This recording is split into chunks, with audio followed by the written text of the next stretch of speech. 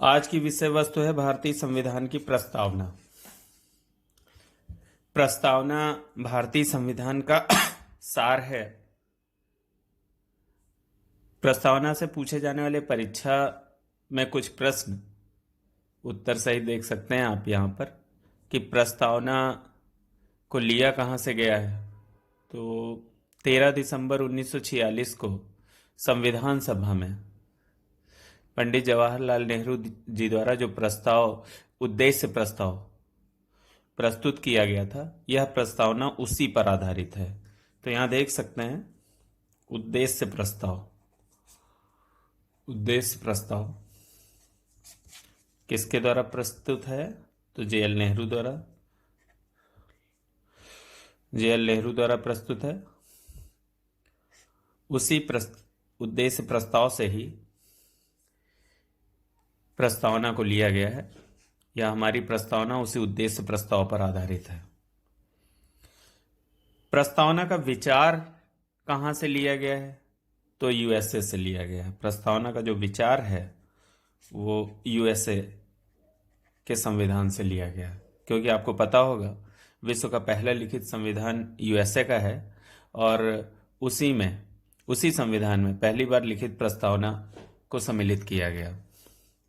अब प्रस्तावना की जो भाषा है वह कहाँ से ली गई है, तो वह ऑस्ट्रेलिया के संविधान से ली गई है। ऑस्ट्रेलिया के संविधान से ली गई है। अब यह जो प्रस्तावना है, इसमें जो भी समाहित विषय हैं उन्हें हम 4 श्रेणियों में विभाजित करके ठीक से समझ सकते हैं। जैसे 4 श्रेणियां कौन कौन सी हैं, तो एक, शक्ति का स्रोत कौन है, शक्ति का स्रोत। तो शक्ति का स्रोत हम भारत के लोग। शक्ति का स्रोत कौन है, तो हम भारत के लोग। दूसरा, प्रस्तावना किस स्वरूप का निर्धारण करती है,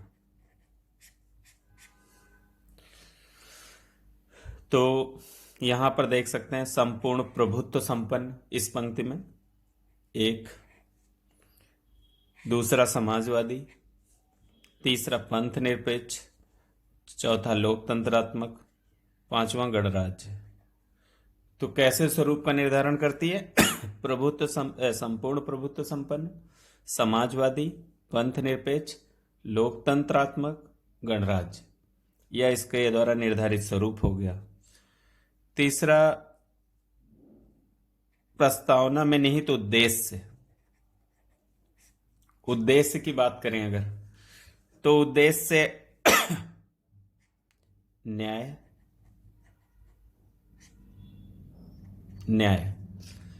आप देख सकते हैं इस पंक्ति में। न्याय कितने प्रकार के न्याय, सामाजिक न्याय, आर्थिक न्याय, राजनैतिक न्याय। आपने न्याय देख लिया। उद्देश्य में न्याय, इसके बाद स्वतंत्रता। इस पंक्ति में आप स्वतंत्रता देख सकते हैं। विचार, अभिव्यक्ति, विश्वास, धर्म, उपासना, 5 प्रकार की स्वतंत्रता का उल्लेख है। उद्देश्य में ही आप देख सकते हैं समता। इस पंक्ति में आप समता देख सकते हैं। समता, प्रतिष्ठा और अवसर। उद्देश्य में व्यक्ति की गरिमा।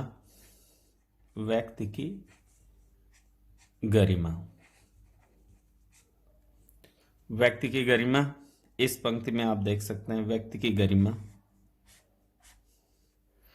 उद्देश्य में ही राष्ट्र की एकता व अखंडता। राष्ट्र की एकता, अखंडता।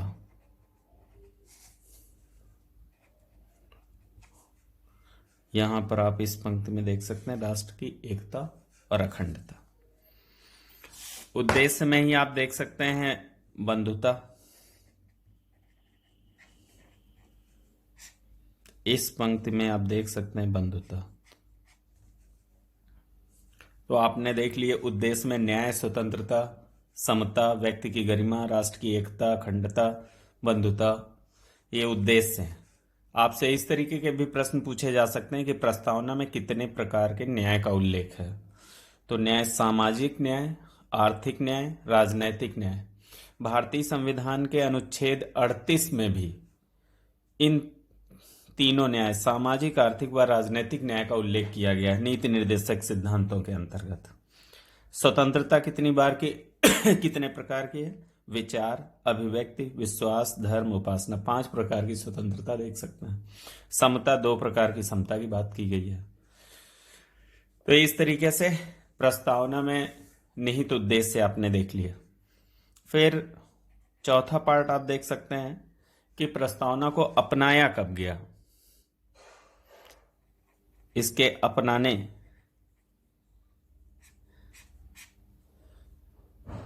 के वर्ष का भी उल्लेख जो है प्रस्तावना में ही है। आप इस लाइन में देख सकते हैं 26 नवंबर 1949 को। अगर ईस्वी की बात करें तो 26 नवंबर 1949 ईस्वी को अपनाई गई, और अगर विक्रमी संवत की बात करें तो मिति मार्गशीर्ष शुक्ल सप्तमी संवत 2006 विक्रमी को प्रस्तावना अपनाई गई। इस प्रकार प्रस्तावना में सम्मिलित विषय वस्तु को देख लिया आपने। अब हम देख लेते हैं कि प्रस्तावना के संदर्भ में लोगों के द्वारा कुछ संज्ञा इसे दी गई है। जैसे प्रस्तावना को भारतीय संविधान की आत्मा कहा गया है। आत्मा किसने कहा है? प्रस्तावना को आत्मा किसने कहा है? ठाकुरदास भार्गव ने। ठाकुरदास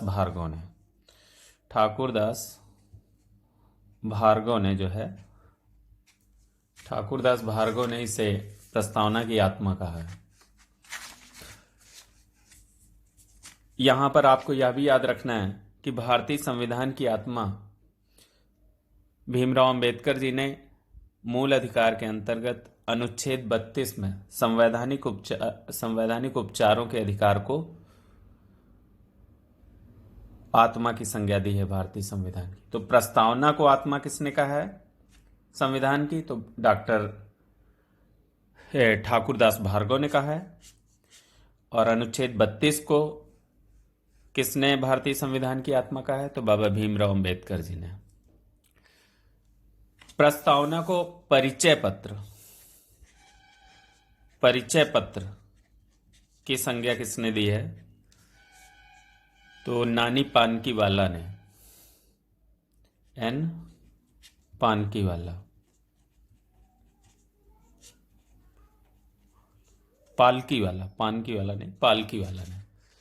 एन पालकीवाला ने प्रस्तावना को परिचय पत्र की संज्ञा दी है। के.एम. मुंशी ने प्रस्तावना को राजनीतिक जन्म कुंडली कहा है। राजनीतिक जन्म कुंडली प्रस्तावना को किसने कहा है? तो के.एम. मुंशी ने कहा है। के.एम. मुंशी ने। अब देख लेते हैं अल्लादि कृष्णा स्वामी अय्यर ने प्रस्तावना को क्या संज्ञा दी है। तो उन्होंने कहा है दीर्घकालिक सपनों का विचार। प्रस्तावना को दीर्घकालिक सपनों का विचार किसने कहा है? तो अल्लादि कृष्णा स्वामी अय्यर ने कहा है। सर्वोच्च न्यायालय के न्यायमूर्ति हैं सुब्बा राव जी। उन्होंने उद्देशिका के संदर्भ में कहा है कि उद्देशिका किसी संविधान के मुख्य आदर्शों एवं आकांक्षाओं का उल्लेख करती है। इस प्रकार हम लोग देख सकते हैं परीक्षा दृष्टिकोण से महत्वपूर्ण जो कथन है प्रस्तावना के संदर्भ में, उन्हें हम लोगों ने देख लिया। अब प्रस्तावना के संदर्भ में कुछ विवाद हैं। कुछ विवाद इस प्रकार के रहे कि प्रस्तावना संविधान का अंग है कि नहीं। प्रस्तावना संविधान का अंग है कि नहीं। तो बेरूवाड़ीवाद 1960 में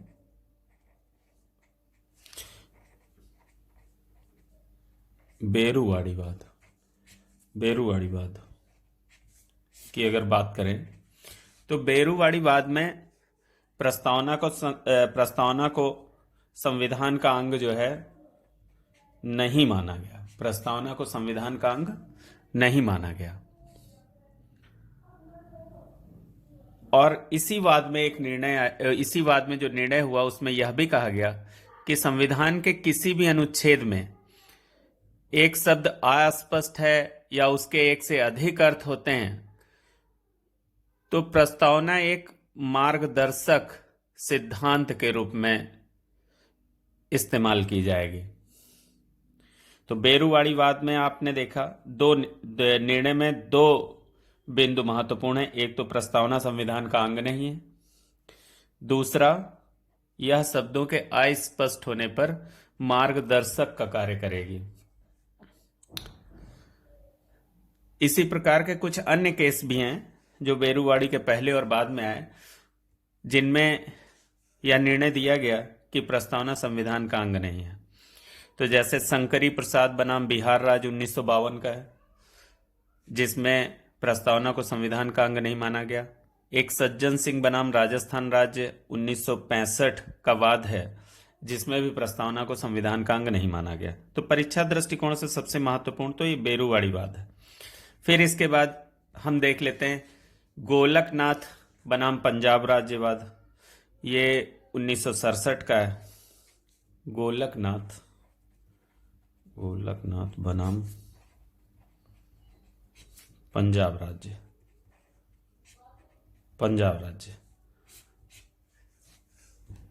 इसमें निर्णय दिया गया कि जहां संविधान की भाषा अस्पष्ट हो वहां उसके अर्थ को स्पष्ट करने हेतु प्रस्तावना का सहारा लिया जा सकता है। तो जहां भाषा अस्पष्ट हो,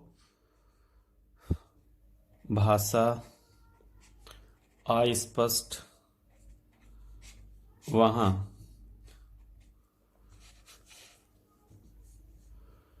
इसके अर्थ को स्पष्ट करने के लिए प्रस्तावना का सहारा लिया जा सकता है। प्रस्तावना का सहारा।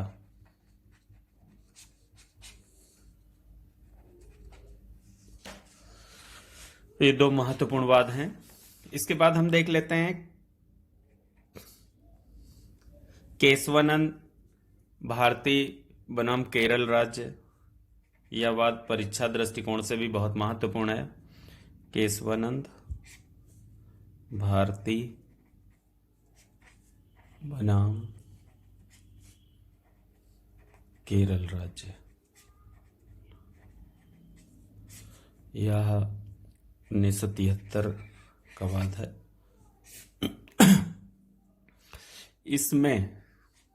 इस वाद में जो निर्णय आया उसमें प्रस्तावना को संविधान का अंग स्वीकार कर लिया गया। प्रस्तावना जैसे ही संविधान के अंग के रूप में स्थापित हुई, वैसे ही अनुच्छेद 368 के तहत संसद को इसमें संशोधन की शक्ति मिल गई। परंतु इसी वाद में यह भी निर्धारित किया गया कि इसके मूल ढांचे को संशोधित नहीं किया जा सकता है। इसके मूल ढांचे को अंग है और मूल ढांचे को संशोधित नहीं किया जा सकता।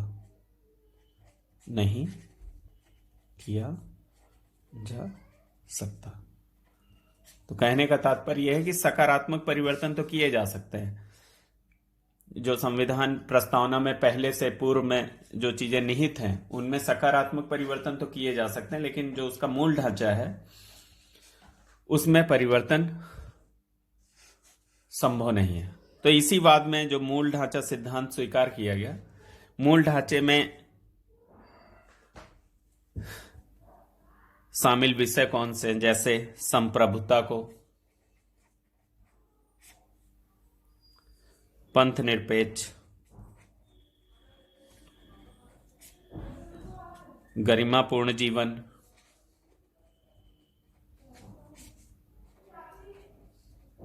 संसदीय शासन प्रणाली,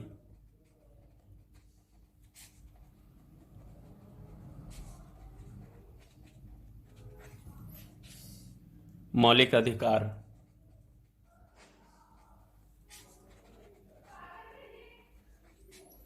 राष्ट्रपति की निर्वाचन पद्धति,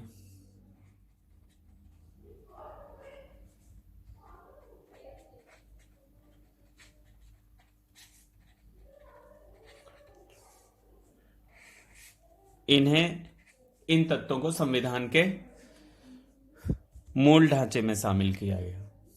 तो आप देख सकते हैं केशवानंद भारती बनाम केरल राज्य में प्रस्तावना को संविधान का अंग माना गया। जैसे ही प्रस्तावना संविधान का अंग बन गई, वैसे ही संसद को यह अधिकार मिल गया कि वह प्रस्तावना में संशोधन कर सकती है। परंतु एक निर्बंधन लगा दिया गया कि वह उसके मूल ढांचे को संशोधित नहीं कर सकती। मूल ढांचे के सिद्धांत के रूप में जिन तत्वों को शामिल किया गया है, उन तत्वों को भी आपने देख लिया। इसी प्रकार इसके बाद के कुछ निर्णय हैं जो मूल ढांचे की व्याख्या को और विस्तारित करते हैं। जैसे 1980 का मिनर्वा मिल केस,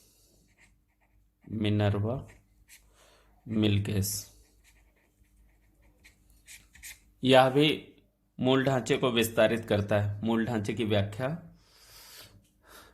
को और विस्तारित करता है। इसी प्रकार 1994 का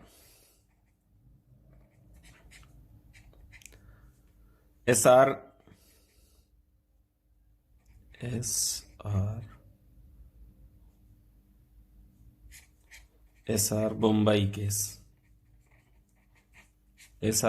केस में भी मूल ढांचे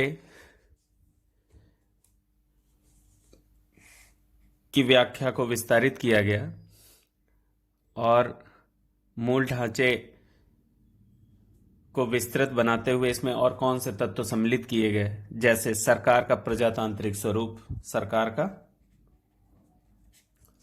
का प्रजातांत्रिक स्वरूप,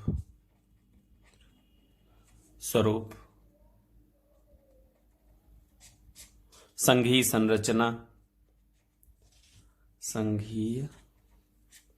संरचना, न्यायिक पुनरावलोकन, पंथ निरपेक्ष को भी और ज्यादा विस्तारित किया गया। तो इस प्रकार देख सकते हैं कि जो मूल ढांचा है संविधान का, उसको मूल ढांचे के सिद्धांत को दिया गया केशवानंद भारती बनाम केरल राज्य 1973 के बाद में, और मूल ढांचे के सिद्धांत को विस्तारित 1980 के मिनर्वा मिल केस और 1994 के एसआर बम्बई केस में किया गया। अब हम देख सकते हैं कि वर्तमान में जो प्रस्तावना की स्थिति है वो संविधान के अंग के रूप में स्थापित है प्रस्तावना, या हम कह सकते हैं कि वर्तमान में प्रस्तावना का जो स्टेटस है वो संविधान का एक अंग के रूप में है। और जब वह प्रस्तावना संविधान का अंग है तो संसद को उसमें संशोधन का अधिकार है। इसी शक्ति का प्रयोग करते हुए 42वां संविधान संशोधन 1976 में किया गया और प्रस्तावना में 3 नए शब्द समाहित किए गए। अब तक प्रस्तावना में एक ही बार संशोधन हुआ है। तो संसद द्वारा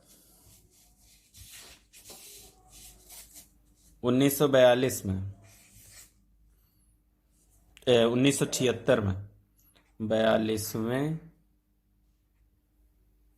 संविधान संशोधन अधिनियम द्वारा 1976 में 3 शब्द प्रस्तावना में जोड़े गए। एक समाजवादी,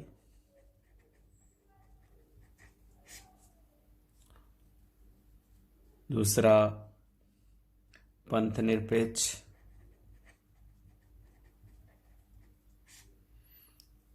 तीसरा शब्द अखंडता।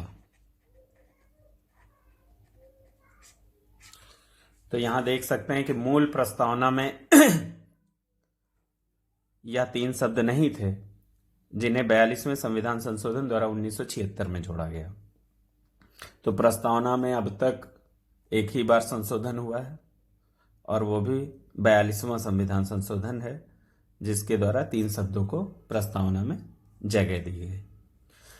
अब हम देख सकते हैं कि प्रस्तावना से कुछ अन्य प्रश्न भी पूछे जा सकते हैं, जैसे प्रस्तावना न्यायालय द्वारा प्रवर्तनीय नहीं है, नहीं है। इसमें शामिल तत्वों को न्यायालय द्वारा एक अधिकार के रूप में लागू नहीं कराया जा सकता है। और बस इसी के साथ इस विषय की प्रस्तावना से अब तक पूछे जा सकने वाले अधिकांश प्रश्नों को कवर करने का प्रयास किया गया है।